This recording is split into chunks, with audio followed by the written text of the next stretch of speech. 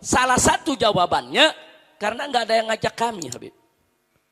Nah, kemarin kita ketemu di sana, kemarin sudah sama saya dudukin. Ibu Kapolri. Kita bukan musuh pemerintah, kita bukan musuh negara.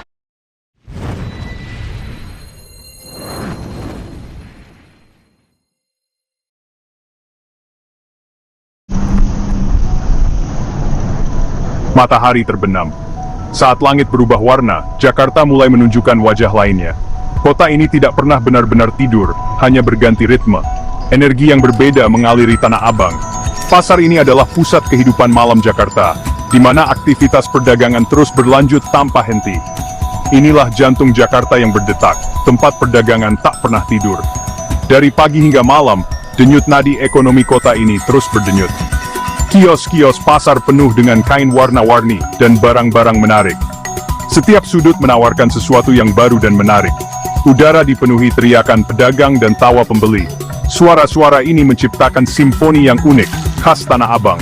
Sebuah simfoni yang ramai, bukti semangat tak kenal lelah kota ini. Setiap orang di sini memiliki cerita, setiap transaksi memiliki makna. Tapi di balik permukaan yang semarak, arus ketegangan sering mengalir di gang-gang sempit Tanah Abang. Di sini setiap langkah harus diperhitungkan dengan hati-hati. Ini adalah tempat di mana kekuasaan dinegosiasikan setiap hari, di mana rasa hormat diperoleh, bukan diberikan. Setiap negosiasi adalah pertarungan kecil. Dan di dunia ini, nama-nama tertentu langsung menarik perhatian. Mereka adalah simbol, kekuatan dan pengaruh. Tanah Abang adalah miniatur Jakarta itu sendiri, tempat bercampurnya budaya, ambisi, dan perjuangan. Di sini berbagai latar belakang bertemu dan berinteraksi. Ini adalah tempat di mana kekayaan bisa dibuat dan hilang dalam semalam. Setiap transaksi bisa mengubah nasib seseorang. Tempat di mana aturan main seringkali tidak tertulis, tetapi dipahami secara mendalam. Di sini setiap orang tahu perannya dan bagaimana memainkannya.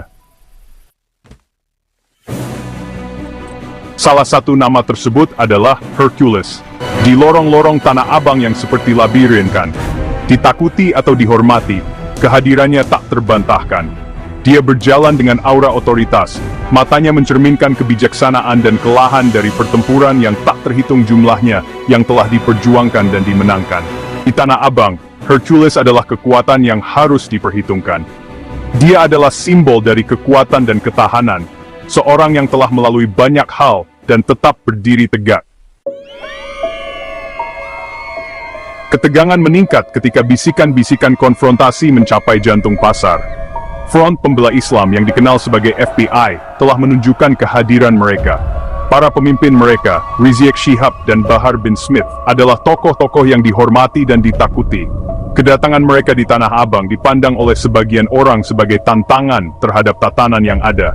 Benturan ideologi, ujian kemauan, udara berderak karena antisipasi. Apakah ini akan menjadi pertempuran yang dilakukan dengan kata-kata atau kekerasan? Taruhannya tinggi. Tanah Abang dengan jaringan loyalitas dan aliansinya yang rumit menahan napas. Ini bukan hanya tentang Hercules atau FBI, ini tentang jiwa Tanah Abang. Detail tentang apa yang terjadi tetap diselimuti spekulasi. Beberapa orang mengatakan kata-kata kasar bertukar, ancaman dan balasan ancaman bergema melalui gang-gang sempit. Yang lain mengklaim terjadi kebuntuan yang menegangkan, pertempuran kemauan yang terjadi dalam tatapan tajam orang-orang yang keras. Tetapi yang tidak dapat disangkal adalah bahwa Hercules, pria yang banyak orang perkirakan akan menyulut api konflik, memilih jalan yang berbeda. Dia memilih deeskalasi, dia memilih dialog daripada kekerasan. Pada saat itu, Hercules, sang penegak hukum, pria yang telah membangun reputasinya di atas kekuasaan, mendefinisikan kembali arti kekuatan sejati di jantung Tanah Abang. Keputusan Hercules mengguncang Tanah Abang. Itu adalah pengingat yang nyata bahwa kekuatan sejati tidak terletak pada kemampuan untuk menimbulkan rasa sakit, tetapi pada keberanian untuk memilih perdamaian. Itu adalah pelajaran yang tidak hilang pada mereka yang menyaksikannya. Citra Hercules, pria yang bisa dengan mudah menggunakan kekerasan, memilih untuk terlibat dalam dialog, beresonansi secara mendalam. Itu menantang gagasan tentang apa artinya menjadi kuat di dunia yang sering memuliakan agresi. Dengan memilih menahan diri, Hercules menunjukkan kekuatan yang melampaui kekuatan fisik. Dia menunjukkan bahwa kekuatan sejati terletak pada kemampuan untuk mengendalikan emosi seseorang, untuk mencari pemahaman, dan untuk memilih perdamaian daripada konflik. Peristiwa di Tanah Abang berfungsi sebagai gambaran kecil dari tantangan dan peluang yang dihadapi Indonesia secara keseluruhan. Ini adalah pengingat bahwa kemajuan sejati tidak dapat dicapai melalui kekerasan atau paksaan, tetapi melalui dialog, pemahaman, dan komitmen bersama terhadap perdamaian. Warisan Tanah Abang bukan hanya pasarnya yang ramai atau struktur sosialnya yang rumit.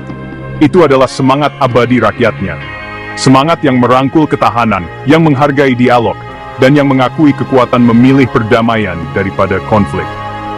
Tanah Abang, dengan sejarah dan kompleksitasnya, berdiri sebagai bukti semangat manusia yang abadi. Ini adalah tempat di mana, terlepas dari tantangannya, harapan terus berkembang. Di dunia yang seringkali diliputi oleh kemarahan dan perpecahan, kita sering merasa terjebak dalam siklus yang tak berujung. Namun, kisah Tanah Abang menawarkan secercah harapan yang berbeda. Di tengah keramaian dan hiruk-pikuk pasar, ada pelajaran berharga tentang kebersamaan. Ini mengingatkan kita bahwa bahkan dalam keadaan yang paling menantang sekalipun, kita masih memiliki pilihan. Bahkan ketika dihadapkan dengan mereka yang memiliki pandangan yang berlawanan, selalu ada jalan lain yang bisa kita ambil. Pilihan antara kekerasan dan dialog adalah pilihan yang kita masing-masing hadapi dalam hidup kita sendiri. Setiap hari kita dihadapkan pada keputusan ini. Kita dapat memilih untuk bereaksi dengan kemarahan dan agresi, yang seringkali hanya memperburuk situasi. Atau kita dapat memilih untuk merespons dengan empati dan pengertian, yang membuka pintu untuk dialog dan penyelesaian. Jalan perdamaian tidak selalu mudah, seringkali penuh dengan tantangan dan rintangan, tetapi selalu yang paling bermanfaat. Ini adalah jalan yang membawa kita lebih dekat satu sama lain. Itu adalah jalan yang mengarah pada perubahan yang sejati dan abadi, yang tidak hanya mengubah kita, tetapi juga dunia di sekitar kita. Itu adalah jalan yang menghormati yang terbaik dari kemanusiaan, mengingatkan kita bahwa di tengah konflik, kita selalu bisa memilih perdamaian.